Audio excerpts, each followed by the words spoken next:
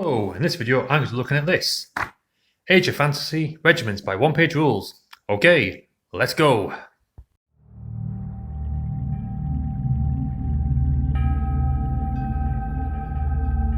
This is One Page Rules Age of Fantasy Regiments. It's a game of rank and flank in regiments, as the name suggests. The game was initially done with 1 page of rules, but as the years have gone on, more's been added to it. This is a download that you can buy for €4.50 for the 32 pages. The game still has the 1 page rules for free online. I will put a link to that description below. I just want to do a shout out to the games designer. I'm trying to pronounce that name. Gaetano Ferrara. I may have mispronounced that. If so, I do apologise. But I'll put a link in the description below which links to all these rules. So yes, I've played it before in the past many times. It's a very simple game. Very, very simple, but offers a lot of tactical play because it's alternative activation, which is something that I am a big fan of. That's one thing that's lacking, I think, Kings of War. And it does have characters in units, which as an old player of War Fantasy Battles, I really appreciate that. So yeah, it's just a generic, basically, rank and flank front, but the elements that it adds regarding alternative activations really change the game. And it's only on 2 die rolls, so you have a die roll to hit and then a die roll to block, and that's it. Just 2 die rolls needed. So over here, one thing. So that this is the core game here.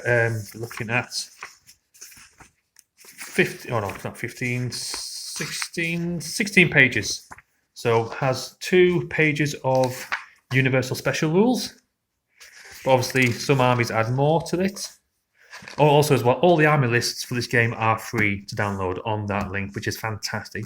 There's no this having to fork out more money for games you have. You can actually go off this game and pay nothing because the core rules are free, the army lists are free, so that's brilliant. But given the quality of the game, I think it's only fair to throw a bit of money towards them. This, like I say, €4.50, not a lot of money. This is the advanced rules now, so it's, I think, 16 pages of advanced rules, which these are like modular, so you can add these as you see fit, or bits from here, bits from there. This one I really like, terrain placements, because Kings of War, for example, only has like 2 or 3 paragraphs about how you place terrain. This gives you a lot more options. Fantastic. Deployment styles, yeah, I'm all for that. More variety in the game. Extra missions, brilliant. Always spice things up somewhat. Now this one is side missions, and this I really like because it has got hidden missions. Now I used to play Warhammer 40k 2nd edition, and that had hidden missions. Not many game systems have had hidden missions since then. Maybe Warhammer Underworlds, I think that's all that comes to mind, so that's good. I like seeing that. Okay, so let's flick through some more. Another one that I really like, I can find it now. Fog of War. This is fantastic.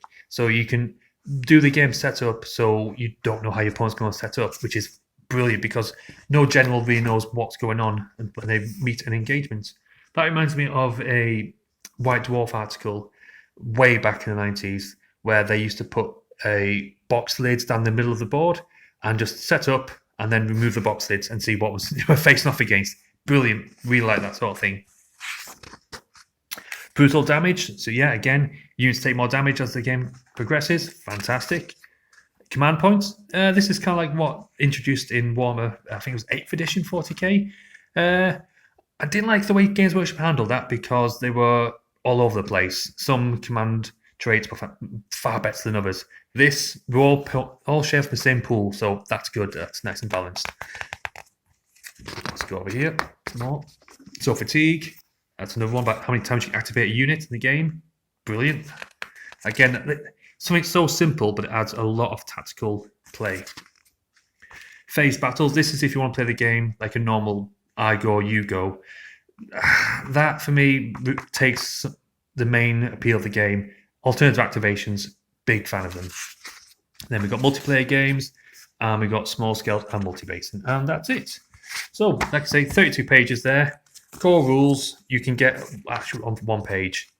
So yeah, if you have some fantasy models, I'd recommend giving it a try. You don't have to use set models as well. That's a great thing. On the army lists, you can pick what you want from them, and they've also got online, if you become a patron, a points calculator, so you can make your own units. That's fantastic. And they've also got on there, which is free, rules for solo play and artificial intelligence. So you play against your units as if they have pre-programmed responses to what you do. I'm going to do that in a game for a demonstration of how the game plays. So yeah, hang around for that. But as I say, if you're a big fan of Rank and Flank, you can try it out for free. It's free. Try it out. If you like it, just throw me a few bob really. Online to check how many armies are available for this game, and there's 27. So with 27 armies, you're probably going to find something that you can choose from. And as I say, you're not restricted to those, so you can pick and choose as you want. For example, my Mongolians, I use bits from the Chivalric Kingdoms and the Kingdom of Men. And for my undead, I use bits from I can't call them, the Tomb Kings and the Vampire Counts. Mix and match. So yeah, as I say, really good game. If you fancy Regiments, give it a try. If you've enjoyed this, leave a comment below. And I'll catch you later.